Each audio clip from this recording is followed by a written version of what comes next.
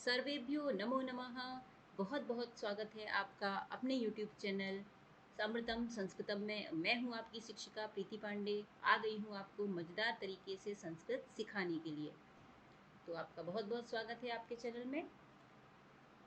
आज हम करेंगे 8वीं कक्षा का संस्कृत का द्वितीय पाठ विलस्य वाणी न कदापि मे श्रुता का अभ्यास कार्य। तो चलिए शुरू करते हैं।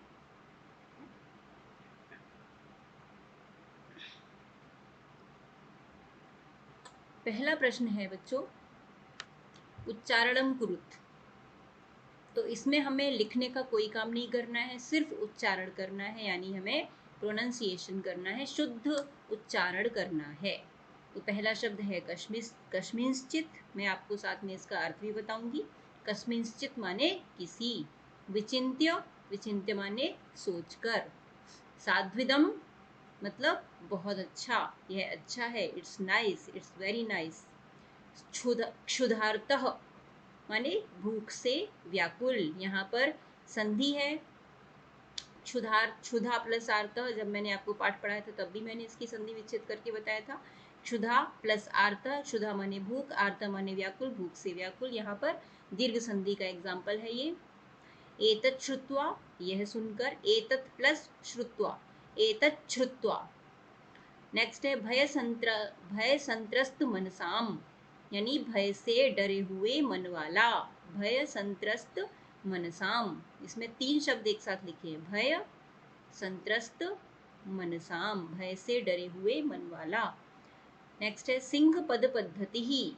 सिंह माने शेर, पद माने पैर, पद्धति माने चिन्ह, शेर के पैरों के चिन्ह। समाहवानम यानी बुलाना, आवाज देना, पुकारना। प्रतिध्वनि, प्रतिध्वनि माने आवाज, जब आवाज का गूंजना, यानी जब गूंजती कब है आवाज, जब एक आवाज जब आती है तो दूसरी तरफ से वो रिफ्लेक्ट होके टकरा के जब वापस आती है तो उसको कहते हैं प्रतिध्वनि। तो इस तरह ये हमने उच्चारण कर लिया। नेक्स्ट है एक पदेन उत्तरम लिखत। एक पद में उत्तर लिखिए, एक पद के द्वारा उत्तर लिखिए। तो इसका आंसर हमें एक शब्द में देना है। Write in answer in 1 words. सिंहस्य नाम किम, शेर का क्या नाम था। ठीक है, शेर का क्या नाम है, तो शेर का नाम क्या था, खरन खरह, खरन खरह। एक शब्द में ही उत्तर देना है। नेक्स्ट है गुहायाह स्वामी कह आसीत। गुहायाह माने गुफा का, गुहा स्त्रीलिंग शब्द है और षष्ठी विभक्ति एक वचन में इसका शब्द बना है गुफा, गुहाया। इसका अर्थ हुआ गुफा का। संबंध कारक षष्ठी विभक्ति गुफा का। स्वामी माने मालिक, कह माने कौन, आसीत माने था। गुफा का स्वामी कौन था, तो गुफा का स्वामी कौन था, दधिपुच्छः या शृगालः। हम इसका नाम भी लिख सकते हैं शृगाल का।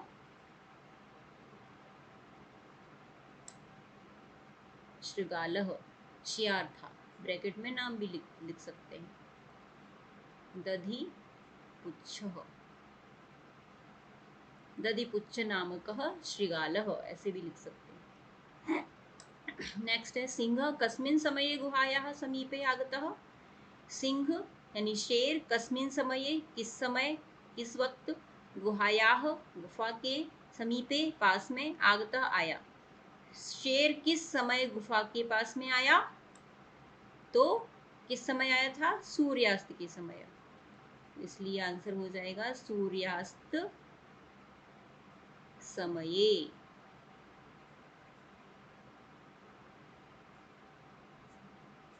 नेक्स्ट हस्तपादादिकाः क्रियाः केशां न प्रवर्तन्ते।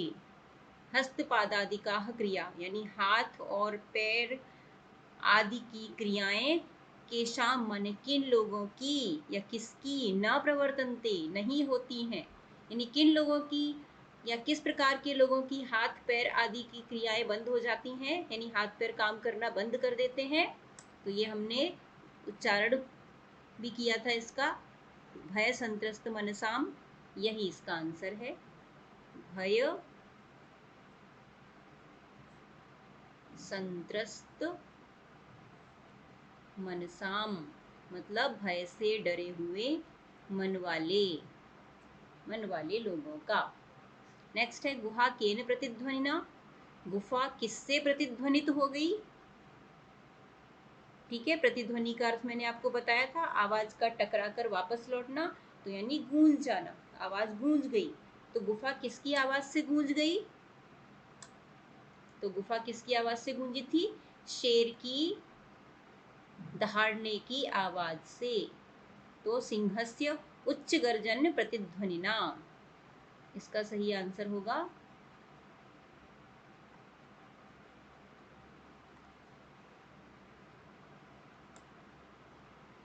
सिंहस्य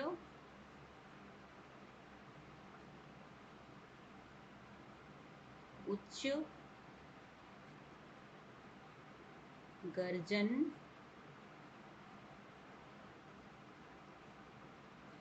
प्रतिध्वनिना।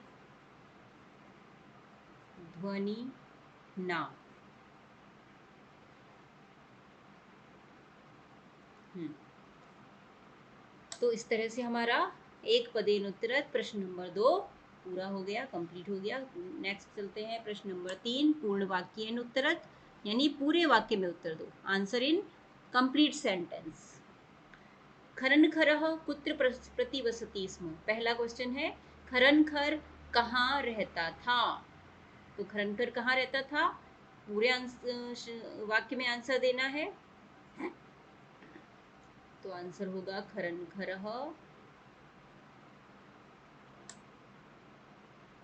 कस्मिंश्चित वने, या सिर्फ वने भी लिख सकते हैं, वने प्रतिवसति स्म। नेक्स्ट क्वेश्चन, महतीम गुहाम दृष्ट्वा सिंहः किम अचिंतयत्। महतीम माने बड़ी, गुहाम माने गुफा को, दृष्ट्वा माने देखकर, सिंह माने शेर ने, किम माने क्या, अचिंतयत् माने सोचा। बड़ी सी गुफा को देखकर शेर ने क्या सोचा, तो इसका आंसर बड़ा होगा ये देखिए,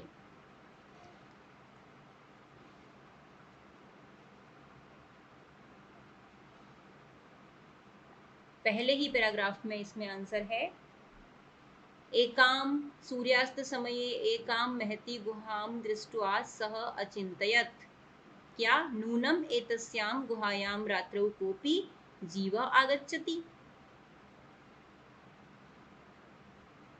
यहाँ तक ठीक है, यहाँ तक इसका आंसर है, सूर्यास्त समय एकाम महतीम गुहाम दृष्ट्वा सिंह अचिंतयत् नूनम एतस्याम गुहायाम रात्रौ कोपि जीवः आगच्छति, क्योंकि यहाँ पर इतनी जगह नहीं है तो इसलिए इसका आंसर मैंने टिक मार्क कर दिया है। नेक्स्ट है श्रृगालः किम अचिंतयत्, शियार ने क्या सोचा। शियार ने क्या सोचा, इसका आंसर भी बड़ा होगा, यानी शियार ने जब देखा कि शेर के पैर जो हैं, शेर के पैरों के निशान गुफा के अंदर जा रहे हैं, तो शियार समझ गया कि इसका मतलब अंदर शेर है। तो ये देखकर शियार ने क्या सोचा, श्रृगालः अचिंतयत्। लास्ट पैराग्राफ में श्रृगालः अचिंतयत् अहो विनष्टोऽस्मि नूनम अस्मिन् बिले सिंह अस्तीति तर्कयामि तत् किम करवाणी। ठीक है, यहाँ से इसका आंसर है श्रृगालः अचिंत्यत अहो विनष्टोऽस्मि नूनम अस्मिन् बिले सिंह अस्तीति तर्कयामि तत् किम करवाणी, यहाँ तक।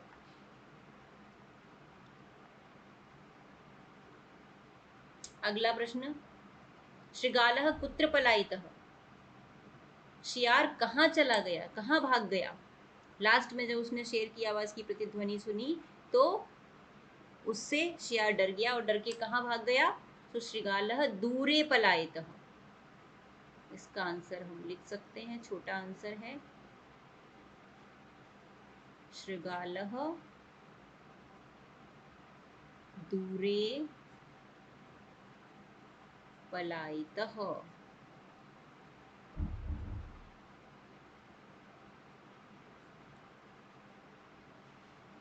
अगला क्वेश्चन, गुहा समीपमागत्य शृगालः किं पश्यति।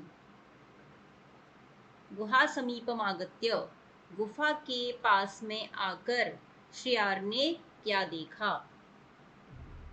गुफा के पास आकर शियार ने क्या देखा, तो गुफा के पास आकर शियार ने क्या देखा था, शेर के पैरों के चिन्ह। तो इसका आंसर होगा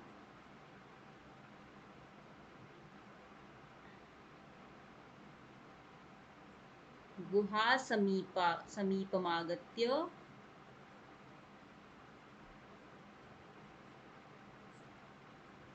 शृगालः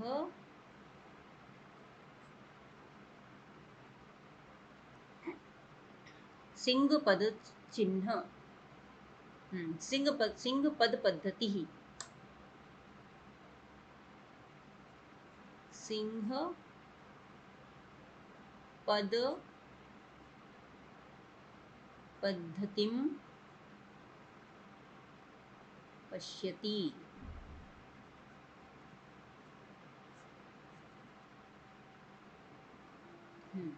नेक्स्ट अभी लास्ट क्वेश्चन है, कह शोभते, यानी कौन सुशोभित होता है, कौन सुख को प्राप्त करता है। ये हमने जो लास्ट में श्लोक पढ़ा था वहां से है, अनागतम यह कुरुते सशोभते।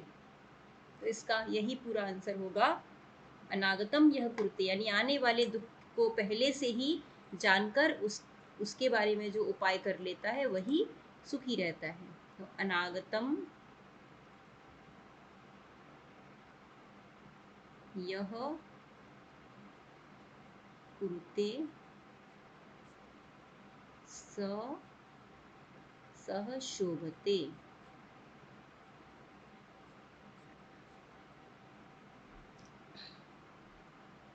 तो इस तरह से हमारा ये क्वेश्चन भी पूरा हुआ। अगला क्वेश्चन करेंगे, रेखांकित पदानि आधृत्य प्रश्न निर्माणम कुरुत। रेखांकित शब्दों को आधार बनाकर प्रश्न निर्माण करो। इसमें हर वाक्य में रेखांकित किया गया है एक शब्द, जिसको हमें हटा देना है और उसकी जगह पे प्रश्नवाचक शब्द लगा देना है। पहला है क्षुधार्तः सिंहः कुत्रापि आहारं न प्राप्तवान। भूख से व्याकुल सिंह ने कहीं भी कोई भोजन नहीं प्राप्त किया। तो क्षुधार्तः सिंह, यानी सिंह कैसा है, कैसे सिंह ने कहीं भी आहार प्राप्त नहीं किया। ठीक है, कैसा यानी कीदृशः, कैसा यानी किस प्रकार का, शेर कैसा था, भूखा था ना, तो कैसे के लिए आएगा कीदृशः। कीदृशः सिंहः कुत्रापि आहारं न प्राप्तवान। और लास्ट में प्रश्नवाचक निशान लगाना न भूलें। नेक्स्ट है, दधिपुच्छः नाम शृगालः गुहायाः स्वामी आसीत्। दधिपुच्छ नाम का शृगाल गुफा का स्वामी था। इसमें हमें दधिपुच्छ को हटाना है। तो दधिपुच्छ की जगह क्या आ जाएगा, यानी कौन शियार, किस नाम का शियार गुफा का स्वामी था। तो यहाँ पे आएगा कह नाम शृगालः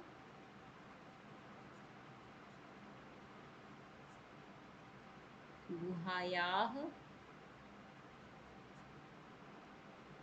स्वामी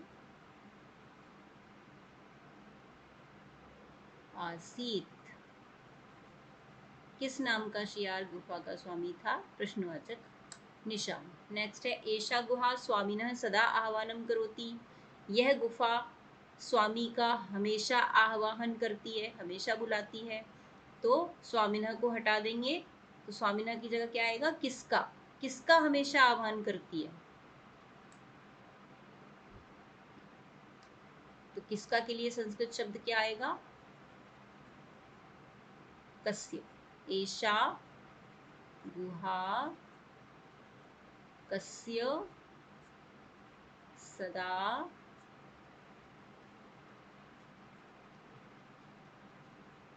आह्वानं करोति। इसमें क्वेश्चन मार्क लगा रखा है। ये यहाँ पे गलती है। इन सेंटेंसेस में क्वेश्चन मार्क नहीं आएगा, यहाँ पे विराम आएगा और आपको इसमें क्वेश्चन मार्क लगाना है।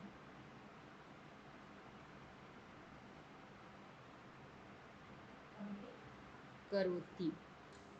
नेक्स्ट सेंटेंस है भय संत्रस्त मनसां हस्तपादादिकाः क्रियाः न प्रवर्तन्ते। भय से डरे हुए मन वाले व्यक्ति की हाथ पैर आदि क्रियाएं नहीं होती हैं, उसकी क्रियाएं नहीं चलती हैं, हाथ पैर चलना बंद कर देते हैं। तो हस्तपादादिकाः को हमें हटाना है और उसकी जगह हमें प्रश्नवाचक शब्द लिखना है, तो वो होगा काह, यानी कौन सी क्रियाएं नहीं होती, डरे हुए मन वाले व्यक्ति की कौन सी क्रियाएं नहीं होती। तो भय संत्रस्त मनसाम सेम टू सेम लिखेंगे। हस्तपादादिकाः की जगह हम क्या लिख देंगे, काह, इसकी जगह आ जाएगा काह। बाकी सेंटेंस सेम टू सेम, क्रियाः न प्रवर्तन्ते, क्वेश्चन मार्क।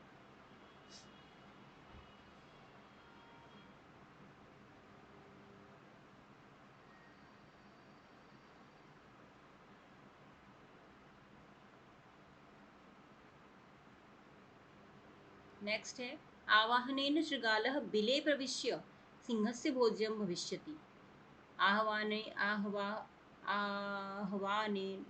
यानी बुलाने से, शृगालः यानी शियार, बिल में प्रवेश करके सिंह से भोज्यम भविष्यति, सिंह का भोजन बन जाएगा। तो आह्वानेन शृगालः, बिले शब्द को हमें हटाना है। इसका अर्थ है कि बुलाने से शियार बिल में प्रवेश करके शेर का भोजन बन जाएगा। तो बिल को हटा देना है तो क्या बन जाएगा हिंदी में, आह्वान करने से शियार कहाँ प्रवेश करके शेर का भोजन बन जाएगा। तो कहाँ को संस्कृत में बोलते हैं कुत्र। तो हमें बाकी सब सेम टू सेम लिखना है। आवाहनेन शृगालः, बिले की जगह लिखना है कुत्र प्रविश्य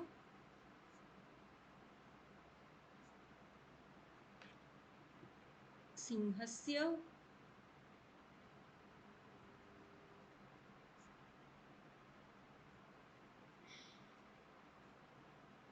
भोज्यम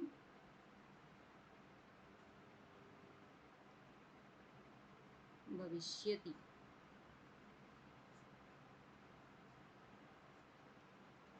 और प्रश्नवाचक चिन्ह। तो इस तरह से हमारा प्रश्न निर्माण वाला क्वेश्चन पूरा हो गया। नेक्स्ट क्वेश्चन है घटनाक्रमानुसारम वाक्यानि लिखत, यानी कहानी में कौन सी घटना कब हुई उस घटनाक्रम के अनुसार वाक्यों को लगाओ या लिखो। पहला है, पहले हमें इन सबका अर्थ देखना पड़ेगा, फिर हम इनको क्रमशः लगा पाएंगे। तो पहला है जो, उसका अर्थ है गुहाया स्वामी दधपुच्छ नाम शृगालः समागच्छत, यानी गुफा का स्वामी दधिपुच्छ नाम का शियार आ गया। तो ये सबसे पहले तो नहीं हुआ था। नेक्स्ट है सिंह एकाम महतीम गुहाम अपश्यत, शेर ने एक बहुत बड़ी गुफा देखी। तो ये भी पहले था या नहीं था, उसके लिए हमें सारे सेंटेंसेस का अर्थ समझना होगा। नेक्स्ट है परिभ्रमण सिंह क्षुधार तो जाता, घूमते घूमते शेर भूख से व्याकुल हो गया। नेक्स्ट है दूरस्थ शृगाल रवम कर्तुम आरब्ध, यानी दूर खड़े हुए शियार ने आवाज करना शुरू कर दिया। नेक्स्ट है सिंह शृगालस्य आवाहनम करो अकरोत, शेर ने शियार का आह्वान किया, शेर ने शेर को बुलाया। नेक्स्ट है दूरम पलायमानः शृगालः श्लोकम अपठत, दूर भागते हुए शियार ने श्लोक पढ़ा। और लास्ट है गुहायाम कोपी अस्ति इति शृगालस्य विचारः, कि गुफा में कोई है ऐसा शियार का विचार था। ठीक है, तो ये सारे अर्थ हो गए। अब हम इसको देखेंगे कि सबसे पहले कौन सा सेंटेंस आना चाहिए। तो सबसे पहले आएगा परिभ्रमण सिंह क्षुधार्तो जातः, यानी जो ग नंबर का तीसरे नंबर का जो सेंटेंस है ये फर्स्ट नंबर पे आएगा, इसका ये क पे आएगा, पहले लिखना है। नेक्स्ट इसके बाद आएगा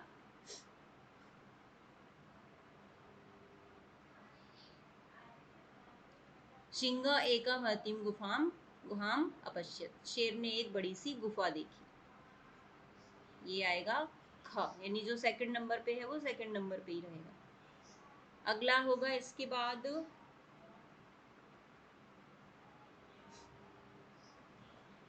गुहाया स्वामी दधिपुच्छ नाम श्रृगाला समागच्छत, गुफा का स्वामी दधिपुच्छ नाम का शियार आ गया, ये थर्ड नंबर पे आएगा। नेक्स्ट जब वो आया तो उसने देखा, जब शेर के पद चिन्ह देखे तो वो समझ गया कि गुहायाम कोपी अस्ति इति श्रृगालस्य विचारः।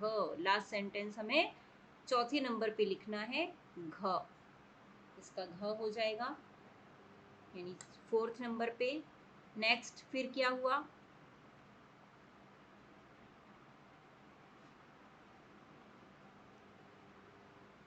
दूरस्थ श्रृगालः रवम कर्तुम आरब्धः, दूर खड़े होकर शियार ने आवाज करना शुरू कर दिया, ये होगा गा, फिफ्थ नंबर पे। इसके बाद सिंह श्रृगालस्य आह्वानम अकरोत्, शेर ने शियार को बुलाया, च। और सबसे लास्ट में होगा दूरा पलायमाना श्रृगालः श्लोकम अपठत, दूर जाते हुए भागते हुए शियार ने श्लोक पढ़ा, ये हो जाएगा छ। तो इस तरह से सारे सीक्वेंस वाइज घटनाक्रम के अनुसार हमने लगा दिए, इसको आप अपनी नोटबुक में लिख लेना। नेक्स्ट है यथा निर्देशम मुत्तरत, यानी डू एज डायरेक्टेड, जैसा निर्देश किया गया है वैसा ही उत्तर दीजिए। पहला प्रश्न है एकाम महतीम गुहाम दृष्ट्वा सह अचिंतयत अस्मिन वाक्ये कति विशेषण पदानि, यानी यहाँ पे जो सेंटेंस दिया है, जो सिंगल इन्वर्टेड कॉमा में लिखा है अचिंतयत तक, इस वाक्य में कति माने कितने विशेषण पदानि यानी विशेषण पद हैं, संख्या सह संख्या के साथ, पदानि अपि लिखत, संख्या भी लिखो और पद भी लिखो कौन कौन से हैं। तो इसका अर्थ देख लेते हैं पहले। एकाम महतीम गुहाम दृष्ट्वा सह चिंत्यत, एक बड़ी सी गुफा को देखकर उसने सोचा, तो इसमें जो विशेषण है वो है एक, महतीम, महती और गुहाम, ठीक है। गुहा जो है वो विशेष्य है और एकाम महतीम इसके दो विशेषण हैं, ठीक है। तो इसका आंसर हो जाएगा कि अस्मिन वाक्ये कति विशेषण पदानि, तो अस्मिन वाक्ये द्वे, द्वे विशेषण पदानि, दो विशेषण पद हैं, द्वे विशेषण पदे, क्योंकि दो हैं तो द्विवचन का ही रूप आएगा, द्वे विशेषण पदे। ये तो हो गई संख्या, और वो पद कौन कौन से हैं जो विशेषण हैं, पहला है एकाम,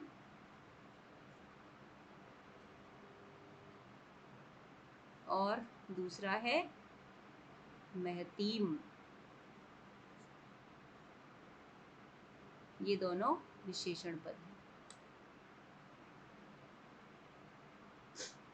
चलिए नेक्स्ट क्वेश्चन है, नेक्स्ट सेंटेंस है तदहम अस्य आवाहनम करोमि अत्र अहम इति पदम कस्मै प्रयुक्तम, यानी तो मैं इसका आह्वान करता हूँ, इस सेंटेंस में अहम जो शब्द है वो किसके लिए प्रयुक्त हुआ है, वो किसके लिए आया है, किसको डिनोट कर रहा है। तो यानी तो मैं इसको बुलाता हूँ, ये किसने सोचा था, किसने कहा था, ये शेर ने कहा था। जब शियार ने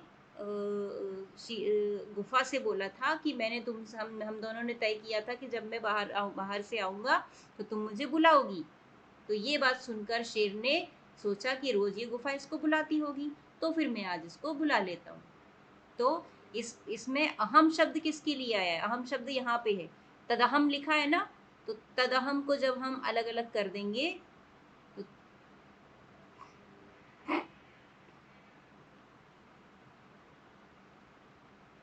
तो शब्द बन जाएगा तद, तद में हलंत आ जाएगा और अहम। ये अहम शब्द किसके लिए आया है? शेर के लिए। तो इसका आंसर हो जाएगा अत्र अहम इति पदम सिंहाय, शेर के लिए चतुर्थी विभक्ति लगानी है। सिंहाय प्रयुक्तम, शेर के लिए प्रयुक्त हुआ है। नेक्स्ट है यदि त्वम माम न आह्वयसि तस्मिन् वाक्ये कर्तृपदम किम। यदि तुम मुझे नहीं बुलाओगी या बुला रही हो, इस वाक्य में कर्ता पद क्या है? यदि तुम मुझे नहीं बुला रही हो, ठीक है, तो इसमें यानी कौन, क्रिया क्या है? आह्वयसि। कौन बुला रही है? त्वम। शियार कह रहा है गुफा को, तो यहाँ पे त्वम शब्द जो है वो करता है। तो इसका आंसर हो जाएगा अस्मिन् वाक्ये कर्तृपदम त्वम।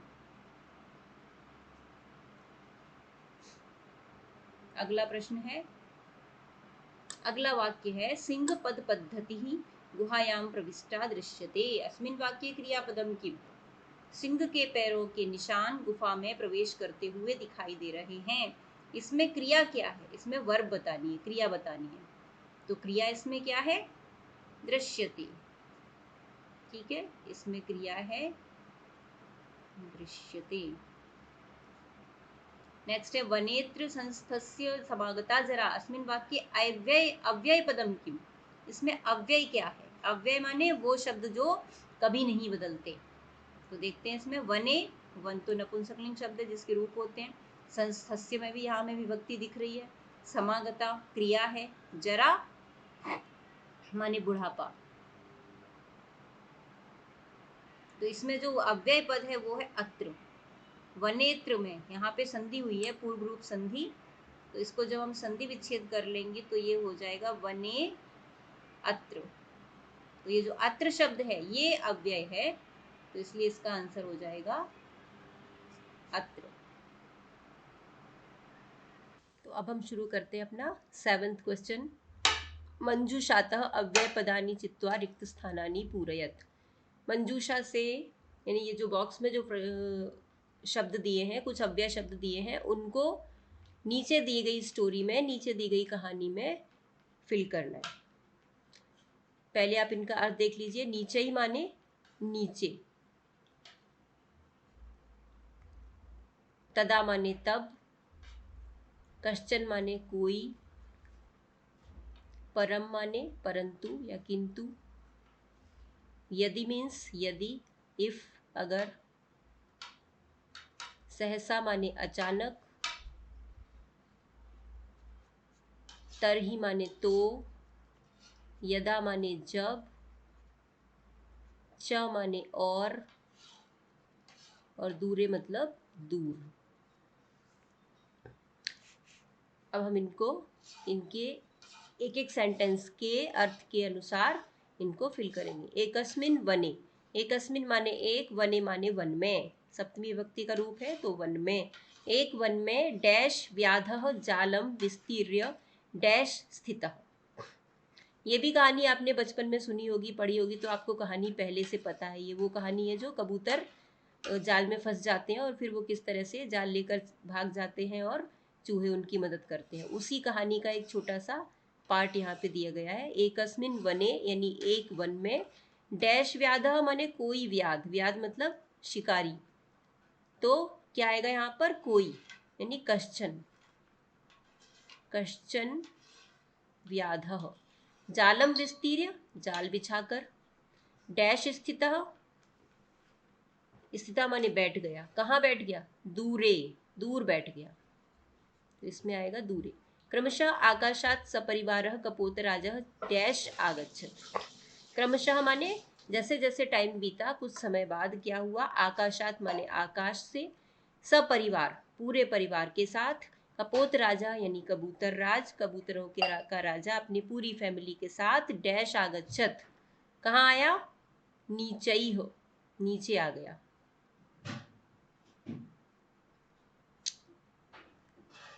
डैश कपोताः तंडुलान अपश्यन, फिर क्या हुआ? डैश कपोताः वहां पर कबूतरों ने चावल के बिखरे हुए दानों को देखा। तो यहाँ पे क्या आएगा, यदा, माने जब। जब कबूतरों ने चावल के दानों को अपश्यन माने देखा, तो यहाँ पे आएगा तदा, तब तेषाम लोभ हो जाता, तो उनको लालच आ गया। परम राजा सहमतः नासीत, लेकिन उनका जो राजा था वो इस बात से सहमत नहीं था कि इन चावलों को खाया जाए। तस्य युक्ति ही आसीत, उसका कहना था कि डैश वने कोपी मनुष्य नास्ति कुतः तंडुला नाम संभव। उसका क्या कहना था, उसका तर्क क्या था कि अगर जंगल में कोई मनुष्य नहीं है तो फिर चावल के दाने कहाँ से संभव है, चावल के दाने कहाँ से आए। तो इसलिए यहाँ पर आएगा यदि। यदि वने, यदि वने कोपी मनुष्य नास्ति कुतः तंडुला नाम संभव। आगे देखिए, डैश राज्ञा उपदेशम अस्वीकृत्य कृपोताः तंडुलान खाद्युम प्रवृत्ताः जाले डैश निपतिताः। लेकिन क्या हुआ, परम, किंतु राज्ञा उपदेशम, अपनी राजा का उपदेश अस्वीकृत्य, अस्वीकार करके, कपोता माने कबूतरों ने, तंडुलान माने तंडुलों को, चावलों को, खादितुम माने खाने के लिए, प्रवृत्ता लग गए, वो चावल खाने में लग गए। और क्या हुआ, जाले च निपतिता, और जाल में फंस गए। अतः उत्तम, इसीलिए कहा गया है कि सहसा विदधीत न क्रियाम। सहसा मतलब अचानक से, जल्दी से, कोई भी क्रिया हमें तुरंत जल्दी से नहीं करनी चाहिए, सोच समझकर करनी चाहिए। इस तरह से हमारे सारे प्रश्न पूरे हो गए। यहाँ पर हमारी एक्सरसाइज होती है समाप्त। तो बच्चों, मुझे उम्मीद है कि आप लोग इस वीडियो को देखेंगे और इससे लाभ उठाएंगे, और ये वीडियो आपको आपके स्टडी करने में बहुत मदद करेगी। आप इस वीडियो को देखिए, और अगर आपको ये वीडियो अच्छी लगे तो इसको शेयर करिए, लाइक करिए, सब्सक्राइब करिए चैनल को। और इसके बाद जल्दी ही मैं एक वीडियो लेकर आने वाली हूँ क्लास 6 के बच्चों के लिए, और उन बच्चों के लिए, उन लोगों के लिए भी जिन्होंने अभी अभी संस्कृत को पढ़ना शुरू किया है, या जो अभी संस्कृत पढ़ना स्टार्ट कर रहे हैं, शुरू कर रहे हैं, यानी जो बिगनर्स हैं अभी। ठीक है, तो उस वीडियो से आपको संस्कृत को समझना, उसको पढ़ना बहुत आसान हो जाएगा। जल्दी ही आपके लिए मैं ये वीडियो लेकर आने वाली हूँ। तब तक आप मेरे इन दिए गई वीडियो को ध्यान से देखिए और अपनी पढ़ाई में लाभ उठाइए। फिर मिलते हैं हम अगले वीडियो में। धन्यवाद।